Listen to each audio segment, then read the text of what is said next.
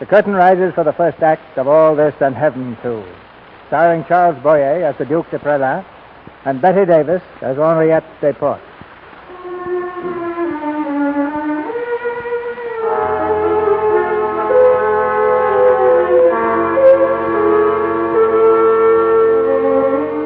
I tell you, she's Mademoiselle D. Who's Mademoiselle D? Why, she's notorious. It was the awfulest scandal. In France. But what did she do? Oh, nothing. She was just mixed up in a murder, that's all.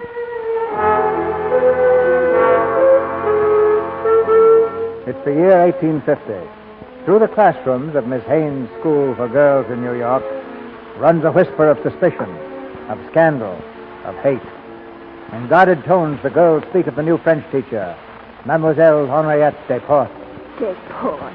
Her real name's Delusie. She has yet to teach her first class, but already judgment has been passed upon her. Now the door to the classroom opens, and Mademoiselle Desportes enters. She's nervous and frightened. By her side is the principal, Miss Haynes. Quiet, please. Young ladies, it is with great pleasure that I've come here this morning to introduce you to your new instructress in French, Mademoiselle Henriette Desportes. I'm glad to welcome her to our little school, and I trust that you will have the good sense to profit by her teaching. You may take over, mademoiselle. Thank you, Miss Haynes. Bonjour, mademoiselle. J'ai été mise ici comme votre maîtresse.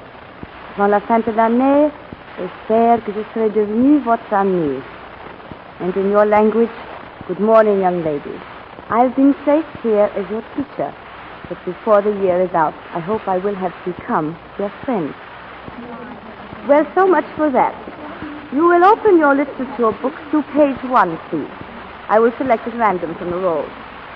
Agnes Brivourt, will you start reading, please? George. She doesn't look like a murderess, does she? My sister told me all about it. There was a duke or something mixed up in it. His name was Prelin. Prelin? He was married, and she... Look at him. Anyway, she went to prison. I know that. Just a moment, please. That young lady over there. What is your name, please? Emily Schuyler. Mademoiselle Schuyler, you seem to be doing a good deal of talking.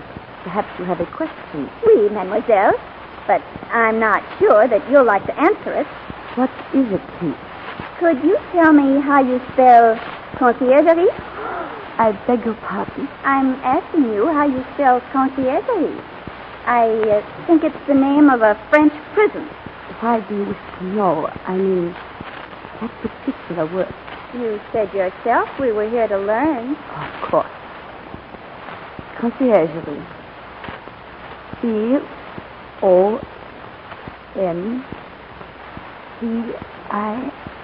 And then you might tell us how you spell the name Prelin. If you'll all excuse me, please.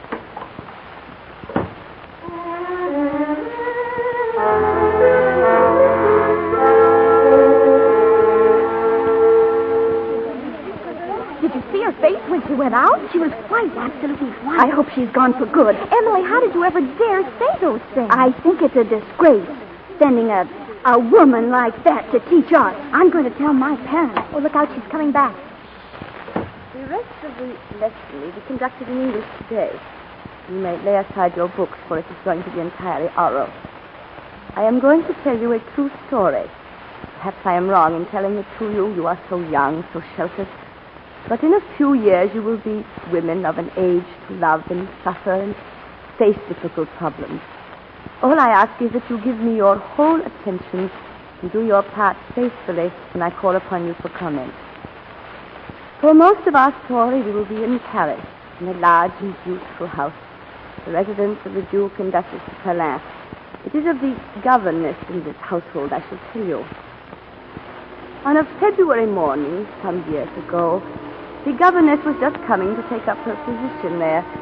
She had come from England, and in the bag she carried was a letter of recommendation from her last employer.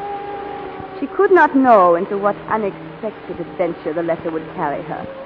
And even more, how another letter would one day bring her world down in ruins. She found the house, a fashionable section of Paris. She walked through the heavy iron gates and rang the bell of the great front door. Then an old man who was sweeping the courtyard stopped his work and spoke to her. Are you thinking of joining this household, mademoiselle? I hope I'm to be the new governess. Hope, did you say? You would not enter this house of your own free will? You find that amusing? Yes, quite amusing. You see, young lady, I not only sweep the courtyard, but I wash the windows as well, and I see a good deal. I am old Pierre, the handyman, and there are things I could tell you. Many things. Yes? I'm expected. Henriette report. Oh, yes. Follow me, mademoiselle. Thank you. Everyone in this house knows the pleasure you take in humiliating me. I have no wish to humiliate you, Francis. My It is decision... every day of my life humiliation. I'm your wife. We're both young and yet we're Please, in the name of your pride, Francis. Come in. Mademoiselle Henriette report. Madame la Duchesse, I trust I am not too early. Really, What time is it? You asked me for 11, but if I am inconveniencing you, madame... Please make yourself comfortable, mademoiselle. Would you sit down here, please? Thank you, Monsieur le Duc. Madame, please allow me to express my gratitude for the compliment you've paid in summoning me to discuss your children's education. I sent you my letter of reference yesterday. I hope it was satisfactory. The reference? Oh, yes, quite so. As I remember, it was excellent. There must, of course, be much more that you would wish to know about me. I, for my part, should wish to know more about the children and what is expected of me. Well, the requirements are about the same as your last position, Mademoiselle Desport. We want a governess to take full charge of the children's education and supervise their music, drawing, and behavior. I'm afraid I'll be quite a handful. We have 3 girls. They are at that difficult age from 7 to 13. I understand, monsieur. Then there is a boy who was born some years later. Reynald, who is not quite 4. Oh, he's a bright little fellow, but his health... Reynald is sensitive, like me. For years before he was born, I was made ill and unhappy. And he'll always bear the marks of my suffering. Please, Francis. I think we can bring this interview to a close, Mademoiselle Desport. In view of your excellent reference, a trial of the post is yours, if you would like it. Before you commit yourself, monsieur. Oh, this is very awkward. If I come, I shall have to ask you to call me by some other name than Desport. Am I to understand that your name is not Desport? My grandfather, the Baron Desport, received his title from Napoleon during the First Republic, so naturally he is opposed to my associating myself in a household of such prominent friends as the present king. Well, I confess this is an awkward situation. Mademoiselle? Lucy, I chose that name to keep my initials intact. So this is what comes of your wanting to make a change tale. We're to take in someone to teach republicanism to our children. I give you my word, madame, that I would not allow my political beliefs to affect my teaching of your children. But if these things make a difference in your feeling, I would understand. Oh, that must be the children. I asked Mademoiselle Maillard to bring them by to meet you. Does that seem necessary now, Theo? Papa! Come in, children. Come in, Mademoiselle Maillard. Children, you will be quiet. Your poor mother's nerves will be shattered. Mademoiselle Maillard, this is Mademoiselle Deluzy. Mademoiselle. Come on. Come, make your purchase, children. This long-legged colt is Isabelle, the eldest. Why, Isabel, you're already a young lady. Yes, mademoiselle.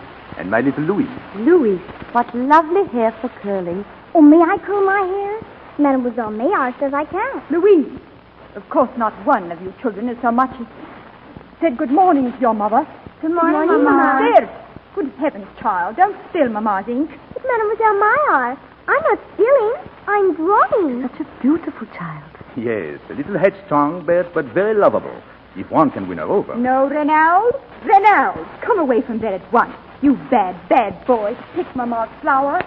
Oh, she should. For that, you will stay at home today when we drive to the Guignol. Whatever made you do such a thing? It was for Mademoiselle to put on her dress. Oh, well, that was kind, Reynald. A very kind thought. But you should have asked Mamma's permission first. Perhaps if you do so now, she will let you give it to me. But it wasn't for you. I picked it for the new Mademoiselle because she has pink ribbons in her bonnet. Oh, I see. In heaven's name, let him give it to her and take them all out of here. You may give it to the new Mademoiselle if you wish.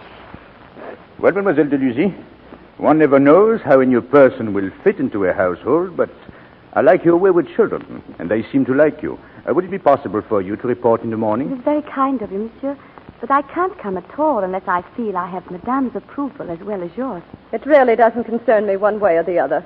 Monsieur has taken over the children's education. He knows I was thoroughly satisfied with Mademoiselle Maillard since she's proved her loyalty and affection. Until tomorrow, then, mademoiselle, and I hope you will be with us for a long time. Thank you, monsieur. Mademoiselle de Lucy. Yes, madame. How old are you? 25, madame. So young. But then we favor young governesses, don't we, Theo? This way, mademoiselle. Don't trouble, monsieur. I can find my way out. Good day, madame. Good day. Don't leave me, Theo.